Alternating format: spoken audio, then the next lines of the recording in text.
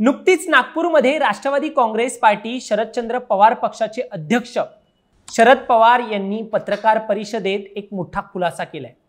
त्यांनी सांगितलंय की महाराष्ट्र विधानसभा निवडणुकीच्या आधी दिल्लीत त्यांची 2 व्यक्तींची भेट झाली होती आणि या 2 व्यक्तींनी त्यांना थेट 160 जागा जिंकून देण्याची गॅरंटी दिली होती।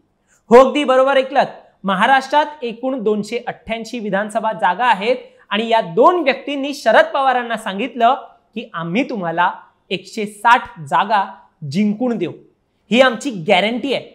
आता ही गोष्ट ऐकून शरद पवार यांनाही आश्चर्य वाटलं, पण त्यानंतर नक्की काय घडलं, शरद पवारांनी त्या माणसांचं काय केलं आणि या गौप्यस्फोटावर आता सत्ताधारी काय म्हणतायत हे सगळं जाणून घेऊया या व्हिडिओच्या माध्यमातून। दरम्यान जर तुम्ही चॅनलवर नवीन आला असाल तर लगेच सबस्क्राइब करा प्राईम टाइम महाराष्ट्र, कारण असे राजकीय घडामोडी आणि घडामोडींमागील राजकारण आम्ही नेहमी तुमच्यासाठी घेऊन येत असतो। माझं नाव ओमकार साळवी आणि या विषयाला आपण सुरुवातीपासून सुरू करूया। तर मंडळी, भाजप आणि निवडणूक आयोगाने मिळून मतं चोरल्याचा गंभीर आरोप विरोधी पक्षनेते राहुल गांधी यांनी मागच्या 2 दिवसात केलाय। जसं की आपल्याला माहिती आहे, 2024 ची विधानसभा निवडणुकीच्या निकालापासूनच राहुल गांधी यांनी लोकसभा आणि विधानसभा निवडणुकीत गडबडीचा आरोप केलाय। मात्र निवडणूक आयोगाने त्यांचे सगळे आरोप खोडून काढले। मात्र राहुल गांधी यांनी पुन्हा एकदा ऑगस्ट महिन्यात मागच्याच आता 2-3 दिवसापूर्वी पत्रकार परिषद घेत मोठा बॉम्ब टाकला। निवडणूक आयोगाने विरोधकांना आणि काँग्रेस नेते राहुल गांधींना कधीच डिजिटल डेटा दिला नाही। वोटर लिस्टचा कागदी बिल्डिंग्स तयार होतील असे नीट आणि स्पष्ट न दिसणाऱ्या कागदाच्या याद्या त्यांना देण्यात आल्या असे राहुल गांधी यांचे आरोप आहेत। तरी देखील राहुल गांधी म्हणतात की या सगळ्या याद्यांवरती जे आम्हाला नीट दिसत नव्हते त्या याद्यांवरती आम्ही महिनोमहिने काम केला, अभ्यास केला आणि नंतर भाजप आणि निवडणूक आयोगाने विविध राज्यातील विधानसभा निवडणुका आणि लोकसभेत कशी मतं चोरली आहेत याचे काही पुरावे, कथित पुरावे जे आहेत ते त्यांनी पत्रकार परिषदेमध्ये समोर आणले।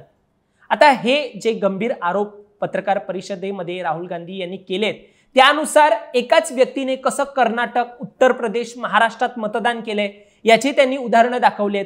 याशिवाय काहींचे आडनाव हे चुकीचे होते आणि अचानक संध्याकाळी मतदार वाढलेत असे आरोप देखील त्यांनी केलेत। आता या सगळ्याला निवडणूक आयोगाने राहुल गांधींची पत्रकार परिषद म्हणजे नव्या बाटलीत जुनी दारू आहे अशी टीका केली आणि पुढे म्हटलंय मतदार यादीत अनियमितता असल्याचा दावा करून लोकांची दिशाभूल जी आहे ती करण्याचा प्रयत्न हे राहुल गांधी करतायत। आता राहुल गांधी यांच्या आरोपानंतर शरद पवार यांनी देखील आज एक मोठा गौप्यस्फोट केलाय।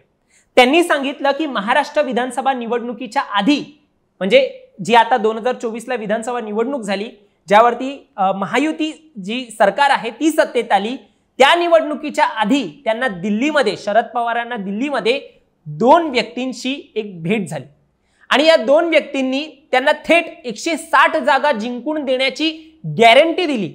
पवारांना आता या 2 व्यक्तींची नावे किंवा पत्ते आता आठवत नाहीये असं त्यांनी म्हटलंय आणि त्यांनी या ऑफरकडे फारसं लक्ष दिलं नाही।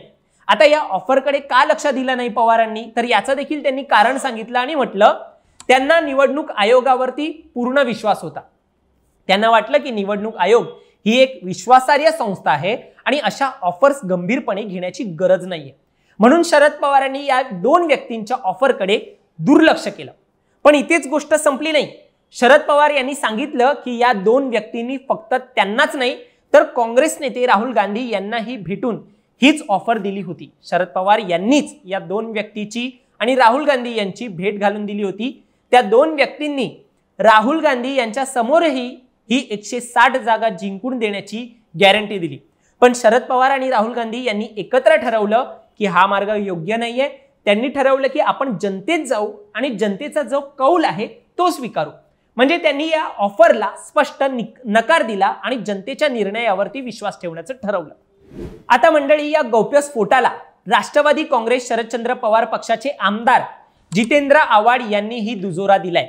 त्यांनी सांगितलं की या 2 व्यक्तींनी शरद पवार यांच्याकडे मतदार यादीत फेरफार करून 160 जागांवर मतांची हेराफेरी करण्याची ऑफर दिली होती, पण शरद पवार यांनी ही ऑफर नाकारली आणि त्यांना सांगितलं की असं काही होऊ शकत नाही। आता हे आव्हाड यांचं स्पष्टीकरण आहे। दुसरीकडे या दाव्यांवर भाजपचे आमदार प्रवीण दरेकर यांनी खूप तिखट प्रतिक्रिया दिली आहे। त्यांनी शरद पवार यांचे दावे बालिश आणि हास्यास्पद असल्याचं म्हटलंय. त्यांनी प्रश्न उपस्थित केला की जर असे लोक शरद पवार यांच्याकडे आले होते तर त्यांनी निवडणूक आयोग किंवा पोलिसांकडे तक्रार का केली नाही आणि त्यांनी त्या व्यक्तींना राहुल गांधी यांच्याकडे का नेलं?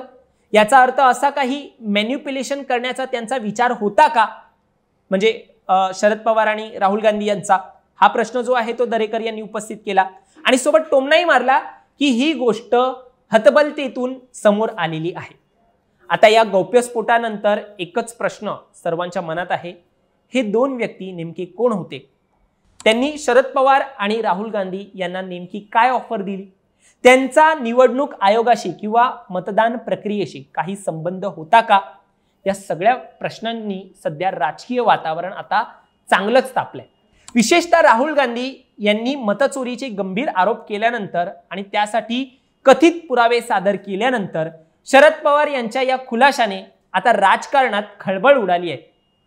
शरद पवार यांनी पत्रकार परिषदेत राहुल गांधी यांच्या मतचोरीच्या आरोपांना पाठिंबा देताना सांगितलं की निवडणूक आयोगाने याची सखोल चौकशी करावी आणि सविस्तर उत्तर द्यावं. त्यांनी मतचोरीची शक्यता वर्तवली आहे. शरद पवार यांनी आणि राहुल गांधी यांनी हा मुद्दा मुद्देसूदपणे मांडल्याचंही त्यांनी सांगितलंय. आता हा विषय खूपच गंभीर आहे.